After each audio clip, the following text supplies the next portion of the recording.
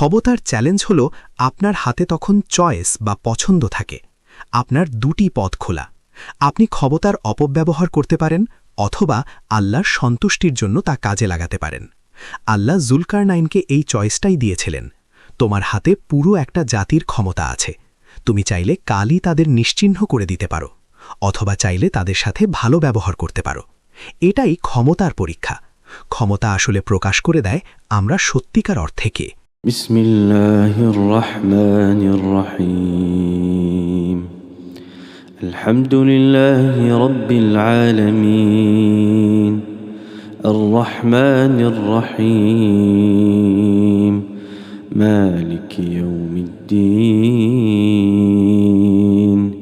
ইয়্যাকা না'বুদু ওয়া ইয়্যাকা নাস্তাঈন।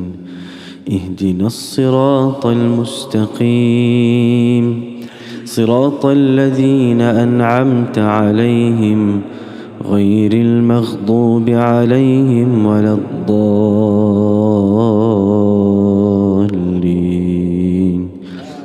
آمين. ويسألونك عن ذي القرنين قل سأتلو عليكم منه ذكرا إنا مكنا له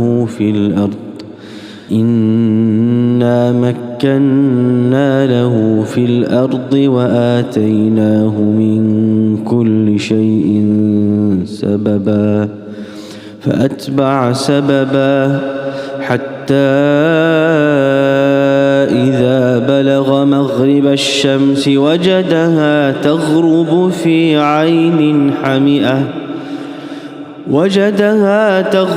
في عين حمئة ووجد عندها قوما قلنا يا ذا القرنين إما أن تعذب وإما أن تتخذ فيهم حسنا قال أما من ظلم فسوف نعذبه ثم يرد إلى ربه فيعذبه عذابا نكرا وأما من آمن وعمل صالحا فله جزاء الحسنى وسنقول له من أمرنا يسرا ثم أتبع سببا حتى إذا بلغ مطلع الشمس وجدها تطلع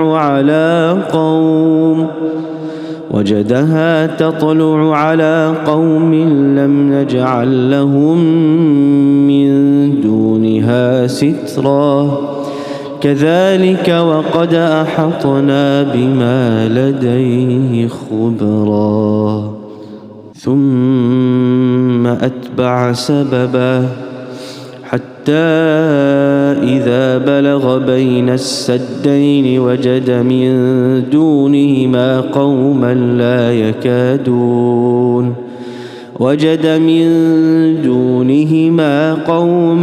لا يكادون يفقهون قولا قالوا يا ذا القرنين إن يأجوج ومأجوج مفسدون في الأرض فهل نجعل لك خرجا على أن تجعل بيننا وبينهم سدا قال ما مكني فيه ربي خير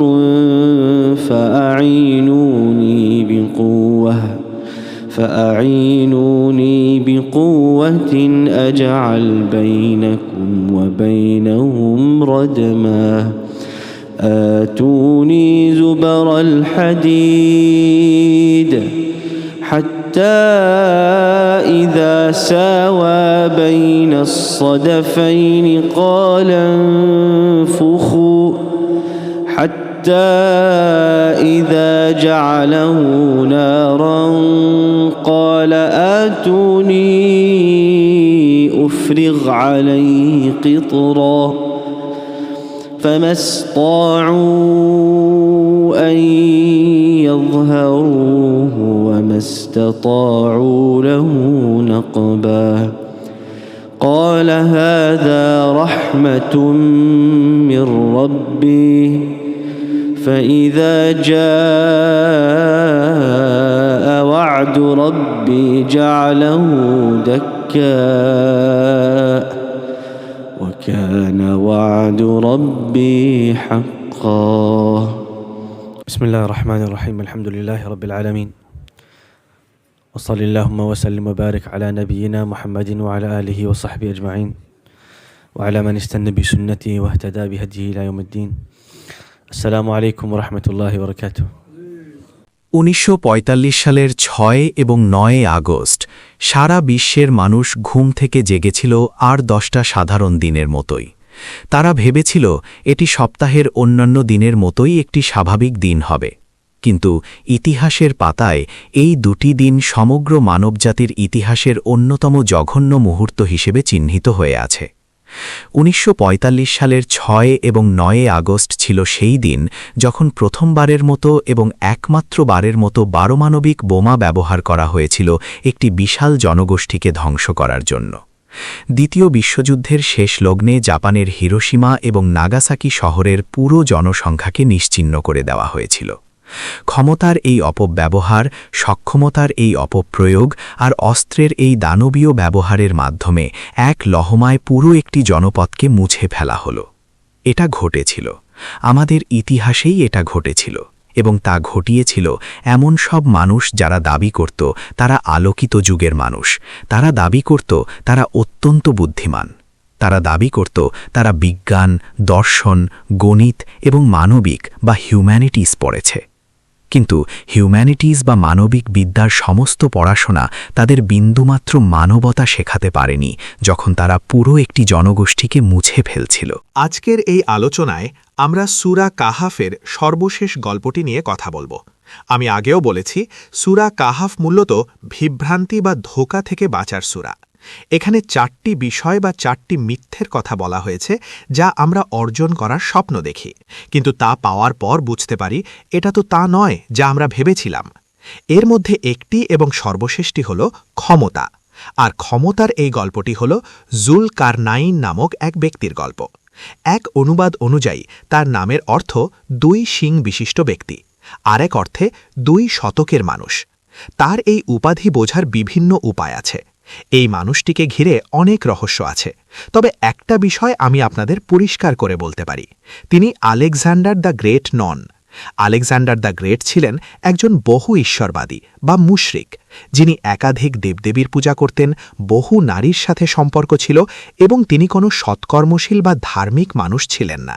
তাই এই ভুল ধারণাটি আগেই দূর করে ফেলা যাক, তিনি আলেকজান্ডার নন। তাহলে তিনি কে? জুলকারনাইন কে? কেউ জানে না, কারণ আল্লাহ আমাদের তা বলেননি। আল্লাহ আমাদের তার সময়কাল, স্থান, পোশাক, সংস্কৃতি বা ভাষা সম্পর্কে কিছুই বলেননি, কারণ এই খুঁটিনাটি বিষয়গুলো গুরুত্বপূর্ণ নয়। আল্লাহ চান আমরা আসল বার্তা বা শিক্ষার দিকে মনোযোগ দিই। জুলকারনাইনের গল্পটা কি? আল্লাহ তার সম্পর্কে প্রথমেই বলছেন, ইন্না মাক্কান্না লাহু ফিল আরদি ওয়া আতাইনাহু মিন কুল্লি শাইইন সাবাবা, অর্থাৎ আমরা তাকে পৃথিবীতে ক্ষমতা এবং স্থায়িত্ব দিয়েছি এবং আমরা তাকে সব কিছু করার সক্ষমতা বা উপায় উপকরণ দিয়েছি। সম্পদ, শিল্প, অস্ত্র, তিনি যা চাইতেন তাই করতে পারতেন। ফাআতবা সাবাবা, তিনি একটি নির্দিষ্ট পথ অবলম্বন করলেন। জুলকারনাইনের এই গল্পে আমরা তার 3টি ভ্রমণ বা অভিযানের কথা জানতে পারি। প্রথমবার তিনি পশ্চিম দিকে যাত্রা করলেন, মাগরিবা শামস, পৃথিবীর পশ্চিম দিকে। পশ্চিমে ভ্রমণ করার সময় আল্লাহ তাকে একটি জনগোষ্ঠীর ওপর ক্ষমতা দান করলেন, একটি জাতির ওপর কর্তৃত্ব দিলেন। তখন আল্লাহ তাকে বললেন, ইয়া যাল কারনাইমি, হে জুলকারনাইন, তুমি চাইলে এই লোকদের শাস্তি দিতে পারো অথবা তাদের সাথে ভালো ব্যবহার করতে পারো, তাদের দেখাশোনা করতে পারো। তুমি চাইলে তাদের ওপর নির্যাতন চালাতে পারো, আবার চাইলে তাদের প্রতি এহসান বা দয়াও করতে পারো। তুমি কি করবে? এটাই হলো ক্ষমতার প্রশ্ন। ধরুন আপনি একজন বাবা, আপনার সন্তান আছে। আপনার সন্তান ভুল কিছু করেছে। হঠাৎ আপনার সামনে 2টি পথ খোলা। আমি চাইলে সন্তানকে শাস্তি দিতে পারি, নির্যাতন করতে পারি, আঘাত করতে পারি, অথবা আমি তাকে বুঝিয়ে বলতে পারি, আমি তার যত্ন নিতে পারি, তার সাথে নম্র আচরণ করতে পারি। ধরুন আমার একজন স্ত্রী বা স্বামী আছেন, আজ আমি খুব রাগান্বিত। আমি চাইলে সঙ্গীর সাথে খারাপ ব্যবহার করতে পারি, আগে মানসিকভাবে আঘাত করতে পারি, তাকে চিরকালের জন্য ক্ষতবিক্ষত করতে পারি, অথবা আমি তার সাথে সুন্দরভাবে বসবাস করতে পারি, তার সাথে গভীর সম্পর্ক করতে পারি, ভালোবাসতে পারি, তার যত্ন নিতে পারি। ক্ষমতার চ্যালেঞ্জ হল আপনার হাতে তখন চয়েস বা পছন্দ থাকে। আপনার দুটি পথ খোলা। আপনি ক্ষমতার অপব্যবহার করতে পারেন, অথবা আল্লাহর সন্তুষ্টির জন্য তা কাজে লাগাতে পারেন। আল্লাহ জুলকারনাইনকে এই চয়েসটাই দিয়েছিলেন। তোমার হাতে পুরো একটা জাতির ক্ষমতা আছে। তুমি চাইলে কালই তাদের নিশ্চিহ্ন করে দিতে পারো, অথবা চাইলে তাদের সাথে ভালো ব্যবহার করতে পারো। এটাই ক্ষমতার পরীক্ষা। ক্ষমতা আসলে প্রকাশ করে দেয় আমরা সত্যিকার অর্থে কে। ধরুন কেউ একজন খুব সাধারণ কর্মী, হয়তো কোনো দোকানে তাকে তাক বা শেলফ সাজাতে হয়। প্রতিদিন তারা কার্টন পায়, দুধের বোতল ফ্রিজে সাজায়, 1, 2, 3, 4। মিশরের ভাষায় যেমন বলে, দুনিয়া মাসি, সব ঠিকঠাক চলছে, কোনো সমস্যা নেই। হঠাৎ একদিন সে স্টোর ম্যানেজার হয়ে গেল। হঠাৎ সে দেখল আমার হাতে ক্ষমতা আছে, আমি চাইলে কাউকে বিপদে ফেলতে পারি, চাইলে কাউকে প্রমোশন দিতে পারি। তখন সে হয়তো তার নিজের দেশের বা নিজের পরিচিত কাউকে, যার সাথে তার খাতির আছে, তাকে প্রমোশন দিয়ে দিল, বেতন বাড়িয়ে দিল। কেন? কারণ তার সেই ক্ষমতা আছে। আর যাকে সে প্রথম দিন থেকেই পছন্দ করত না, যার সাথে তার বনি বনা হতো না, তাকে সে চাকরি থেকে বরখাস্ত করে দিল। অবিচার। ক্ষমতা খুব লোভনীয়। ক্ষমতা নেশার মতো। ক্ষমতা ড্রাগের মতো কাজ করে। ক্ষমতা আপনাকে মাতাল করে দিতে পারে, কারণ আপনি যখনই এর স্বাদ পাবেন, আপনি আরও চাইবেন। আপনি ক্ষমতার পরবর্তী ধাপটা চাইবেন। আপনি পরের পদমর্যাদা, পরের পজিশন চাইবেন, যাতে মানুষ, বস্তু বা সম্পদের উপর আপনার নিয়ন্ত্রণ আরও বাড়ে। আল্লাহ জুলকারনাইনকে এই চয়েস বা পছন্দটি দিয়েছিলেন। ক্ষমতা আপনাকে ঠিক এই সুযোগটাই দেয়। আপনার নিয়ন্ত্রণে যা আছে তা নিয়ে আপনি যা ইচ্ছা তাই করতে পারেন। কিন্তু জুলকারনাইন তার নীতি বা প্রিন্সিপাল ঠিক করে নিলেন। কারণ ক্ষমতা খারাপ কিছু নয়, প্রভাব খাটানো খারাপ কিছু নয়, যদি আপনার নীতি ঠিক থাকে। জুলকারনাইনের নীতি কি ছিল? কলা আম্মা মান জালামা ফাসাউফা নু আজিবুহু। তিনি বললেন, এই জাতি এখন আমার নিয়ন্ত্রণে। যদি কেউ অন্যায় করে, জুলুম করে, তবে আমি তাকে শাস্তি দেব। সুম্মা ইউরাদ্দু ইলা রব্বিহি ফাইয়ু আজিবুহু আজাবান নুক্র। এবং সেই শাস্তি এখানেই শেষ নয়, সে তার রবের কাছে ফিরে যাবে এবং সেখানে আরও কঠিন শাস্তি পাবে। ওয়া আম্মা মান আমানা ওয়া আমিলা সালিহান। কিন্তু এই জাতির মধ্যে যদি কেউ বিশ্বাসী হয় এবং ভালো কাজ করে, ফালাহু জাজা আল হুসনা, আমি তার সাথে ভালো ব্যবহার করব, সে উত্তম প্রতিদান পাবে। আমি ভালো কাজের পুরস্কার দেব এবং খারাপ কাজের শাস্তি দেব। সহজ নীতি। আমি ন্যায্য হব, আমি ন্যায় বিচার করব। এটাই ক্ষমতার পরীক্ষা। একদিন রাসূলুল্লাহ সাল্লাল্লাহু আলাইহি ওয়াসাল্লাম যুদ্ধের গনিমতের মাল বণ্টন করছিলেন। আপনারা জানেন, যুদ্ধের পর শত্রুরা পালিয়ে গেলে অনেক সম্পদ পাওয়া যায়। তিনি সাহাবীদের মধ্যে ন্যায্যভাবে তা ভাগ করে দিচ্ছিলেন। এক বেদুইন এসে তাকে বলল, আদিল ইয়া মোহাম্মদ, হে মোহাম্মদ, ইনসাফ করো, ন্যায় বিচার করো। তিনি বললেন, ওয়াই হাক মান আদিল ইনলাম আদিল, তোমার ধ্বংস হোক, আমি যদি ন্যায় বিচার না করি তবে কে ন্যায় বিচার করবে? আমি তো সেই মানুষ যে তোমাদের শেখাতে এসেছি কিভাবে ন্যায় ও ইনসাফ করতে হয়। একজন নেতা হিসেবে এটা অত্যন্ত গুরুত্বপূর্ণ। একজন বাবা হিসেবে, মা হিসেবে, স্টোর ম্যানেজার হিসেবে এটা খুবই গুরুত্বপূর্ণ। আপনার নিয়ন্ত্রণে যাই থাকুক না কেন, সেটা ছোট হোক বা বড়। আপনি ক্লাসরুমের শিক্ষক হতে পারেন, তাতে কিছু যায় আসে না। আপনি গাড়ির ড্রাইভার হতে পারেন, রাজমিস্ত্রি হতে পারেন। আপনার কিছু দায়িত্ব আছে। আপনাকে ন্যায্য হতে হবে, আপনাকে সৎ হতে হবে, আপনার মূল্যবোধ এবং নীতি থাকতে হবে। তা না হলে আপনার নিয়ন্ত্রণে যা আছে তার অপব্যবহার আপনি করবেনই। তিনি তার নীতি পরিষ্কার করলেন। এরপর জুলকারনাইন আরেকটি সফরে গেলেন, আরেকটি জাতি জয় করলেন। প্রথমে পশ্চিমে, তারপর তিনি গেলেন পূর্বে। এরপর তৃতীয় সফরে আল্লাহ বলছেন তিনি পৌঁছালেন বাইনা সাদ্দাইনি, দুই প্রাচীর বা বাধার মাঝখানে। আমরা জানি না এর অর্থ কি। এটা কি দুটি ভূখণ্ডের মাঝখানে, দুটি পাহাড়ের মাঝখানে? আমরা জানি না। সেখানে তিনি আরেকটি জাতির দেখা পেলেন। এই জাতিটি ছিল খুব পিছিয়ে পড়া। তারা এমনকি জুলকারনাইনের কথা বুঝতে পারছিল না। তাদের ভাষা আর জুলকারনাইনের ভাষা এক ছিল না। তো তিনি দুই বাধার মাঝখানে এমন এক দেশে এলেন যেখানে তাদের সাথে তার একটি ভাষার বাধাও ছিল। তখন তারা তাকে অনুরোধ করল, আপনি কি আমাদের জন্য একটি প্রাচীর তৈরি করে দিতে পারেন? লা ইয়াকাদুনা ইয়াফকাহুনা কাউলা। তারা তার কোনো কথাই বুঝছিল না। অনেকটা এমন, আমি ইংরেজি পারি না, আরবিও জানি না, ঠিক আছে? তারা তার ভাষা বলতে পারে না। তো তারা তাকে কি বলল? তারা বোঝাতে চাইল, দেখুন, আপনি একজন বড় মানুষ, আপনার বিশাল সেনাবাহিনী আছে, আপনার অনেক রিসোর্স বা সম্পদ আছে, ঠিক আছে? আপনি কি আমাদের এবং ইয়াজুজ মাজুজের মাঝখানে একটা দেয়াল তৈরি করে দিতে পারেন, যাতে তারা আমাদের আক্রমণ করতে না পারে? এবং এর বিনিময়ে আমরা আপনাকে অর্থ দেব, না জালুলাকা খারজান। অবশ্যই সেখানে হয়তো মৌখিক কথোপকথন হয়নি, সব ইশারা ইঙ্গিতে হয়েছে, তাই না? তারা বলছে, আপনার সমস্ত সম্পদ ব্যবহার করে আমাদের জন্য একটা দেয়াল বানিয়ে দিন, আমরা পেমেন্ট করব। তিনি বললেন, কালা মা মাক্কান্নি ফিহি রব্বি খাইরুন। আমাকে টাকা দেবেন না প্লিজ। আল্লাহ আমাকে যে ক্ষমতা ও সম্পদ দিয়েছেন তা আপনারা যা দেবেন তার চেয়ে অনেক উত্তম। এটা আল্লাহ আমাকে দিয়েছেন। দেখুন ব্যাপারটা, যখন ক্ষমতা থাকে, যখন নিয়ন্ত্রণ থাকে, যখন প্রভাব থাকে, প্রথমেই মনে রাখতে হবে এটা আল্লাহ দিয়েছেন। মা মাক্কান্নি ফিহি রব্বি খাইর ফাআইনুনি বিকুওয়াতিন আজাল বাইনাকুম ওয়া বাইনাহুম রদমা। আমি তোমাদের টাকা চাই না। তিনি বললেন, আমাকে সাহায্য করো, চলো আমরা একসাথে কাজ করি। এটাই আরেকটা বিষয়, সহযোগিতা। চলো একসাথে কাজ করি এবং আমি তোমাদের ও সেই লোকদের মাঝখানে একটা বিশাল বাধা তৈরি করে দেব যারা তোমাদের হুমকি দিচ্ছে, সেই জাতি যারা তোমাদের আক্রমণের ভয় দেখাচ্ছে, ইয়াজুজ এবং মাজুজ। এবং তারপর তিনি তাদের সাথে কাজ করলেন।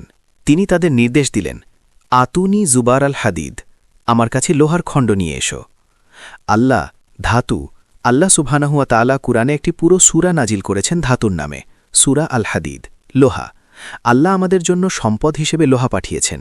ওয়া আনজান্নাল হাদিদা ফিহি বাসুন শাদীদুন ওয়া মানাফিউ লিন্নাস।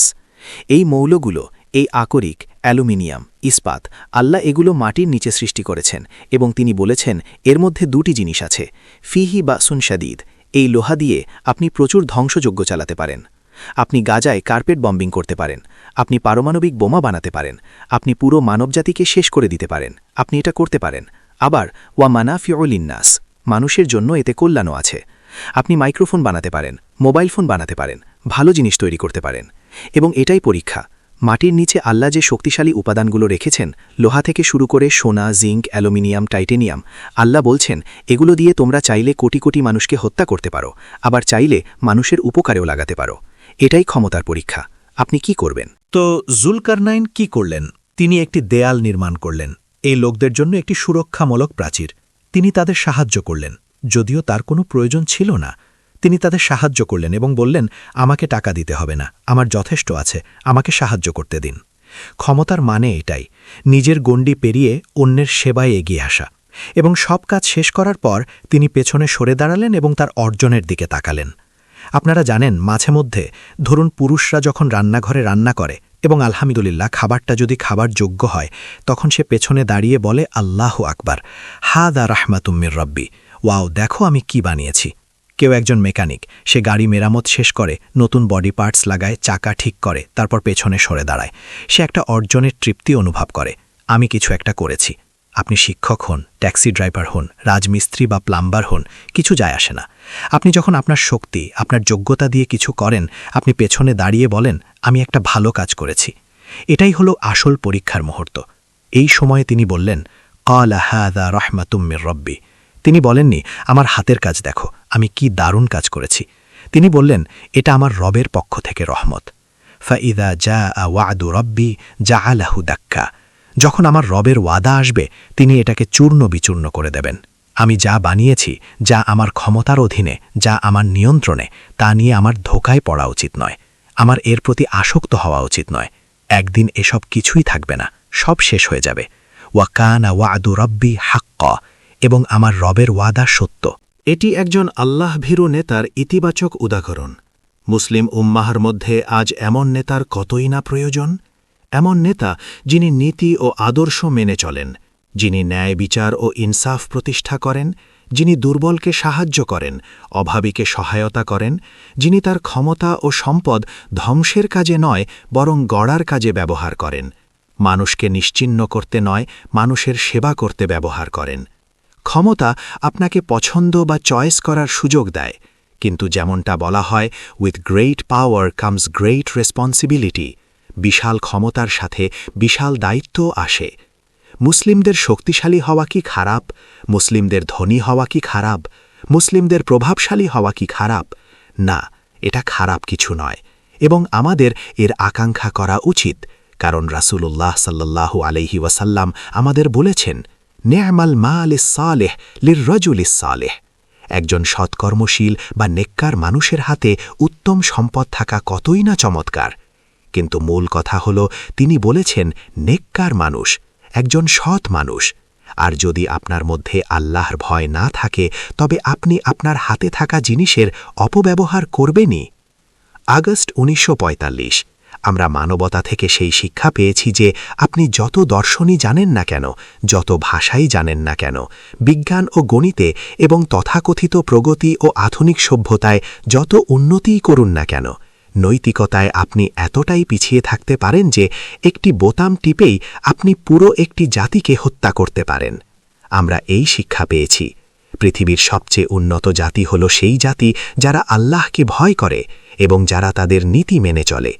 তাদের হাতে আপনি ছোট কিছু দিন বা বড় কিছু দিন, তারা সাবধান থাকে, আমাদের নিয়ন্ত্রণে যা আছে আমরা তার অপব্যবহার করতে চাই না। এটি প্রতিটি মসজিদ কমিটির সদস্যের প্রতি বার্তা, প্রতিটি বাবা, প্রতিটি মা, প্রতিটি শিক্ষক, প্রতিটি ট্যাক্সি ড্রাইভার, প্রতিটি রাজমিস্ত্রি, প্রতিটি বিজ্ঞানীর প্রতি বার্তা। আপনি কে সেটা বিবেচ্য নয়, আপনার কিছু প্রভাব আছে, কিছু ক্ষমতা আছে। সাবধান হন, এমন একদিন আসবে যেদিন আল্লাহ আপনাকে এ সম্পর্কে জিজ্ঞাসা করবেন। এর দ্বারা প্রতারিত হবেন না, ক্ষমতার নেশায় বুঁদ হবেন না, মাতাল হবেন না, দায়িত্বশীল হন, নতুবা এমন একদিন আসবে যেদিন আপনার কৃতকর্মের মূল্য আপনাকে দিতে হবে। আবুজার রাদিয়াল্লাহু আনহু একদিন রাসূলুল্লাহ সাল্লাল্লাহু আলাইহি ওয়াসাল্লামকে জিজ্ঞাসা করলেন, ইয়া রাসূলাল্লাহ, ইস্তামিলনি, হে আল্লাহর রাসূল, আমাকে কোনো দায়িত্ব দিন। আমি মন্ত্রীদের একজন হতে চাই, হয়তো সিরিয়া বা ইরাকের কোনো দায়িত্ব। আমাকে কোথাও ইনচার্জ বানিয়ে দিন, আমি সাহায্য করতে চাই। রাসূলুল্লাহ সাল্লাল্লাহু আলাইহি ওয়াসাল্লাম বললেন, ইয়া আবুজার, ইন্নাকা দাইফ, হে আবুজার, তুমি দুর্বল, তুমি কোনো দায়িত্ব নিও না বন্ধু, তুমি ইবাদত করো, উপাসনা করো। ক্ষমতা, দায়িত্ব, নেতৃত্ব এগুলো তোমার জন্য নয়। রাসূলুল্লাহ সাল্লাল্লাহু আলাইহি ওয়াসাল্লাম আমাদের শিখিয়েছেন, যে ব্যক্তি নেতৃত্ব চায়, যে এর জন্য লালায়িত থাকে, তাকে তা দেয়া হবে না। কিন্তু আপনি যদি যোগ্য ব্যক্তি হন এবং না চাওয়া সত্ত্বেও আপনাকে দায়িত্ব দেয়া হয়, তবে আল্লাহ আপনাকে তৌফিক দেবেন, আল্লাহ আপনাকে কাজটি সুন্দরভাবে সম্পন্ন করার সামর্থ্য দেবেন। ক্ষমতা বা দায়িত্ব খারাপ কিছু নয়, কিন্তু নেতৃত্বের জন্য ক্ষুধার্ত হওয়া একটি রোগ। মানুষের চোখের মনি হওয়ার আকাঙ্ক্ষা একটি রোগ। নিয়ন্ত্রণ বা প্রভাবের জন্য ক্ষুধার্ত হওয়া একটি রোগ। যদি না আপনি সেই চরিত্রবান মানুষদের একজন হন যারা একে আল্লাহর সন্তুষ্টির জন্য ব্যবহার করবে। وصبحكم الله بالخير والعافية والسلام عليكم ورحمة الله.